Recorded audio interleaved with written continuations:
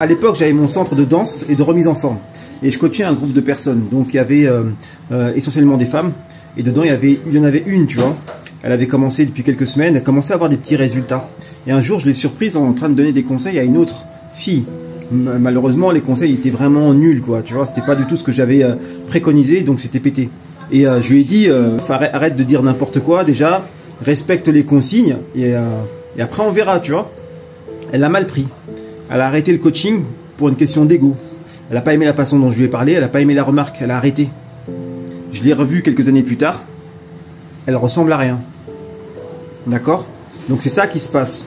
Tu vois, quand tu dois prendre un coaching et que tu ne le prends pas pour des mauvaises raisons, ça veut dire que c'est ton ego qui gagne. Et quand ton ego gagne, il va te ramener dans un endroit où tu ne voudras pas être. Parce que si tu fais le coaching et si tu suis les indications, tu vas avoir des résultats extraordinaires.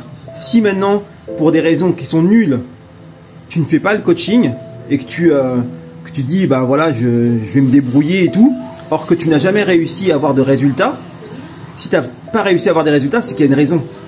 C'est pas un hasard. C'est ça qu'il faut comprendre. Donc, rapproche-toi des personnes qui ont des résultats et des personnes qui peuvent te faire avoir des résultats. Des personnes qui ont l'habitude de faire avoir des résultats aux gens, c'est-à-dire moi.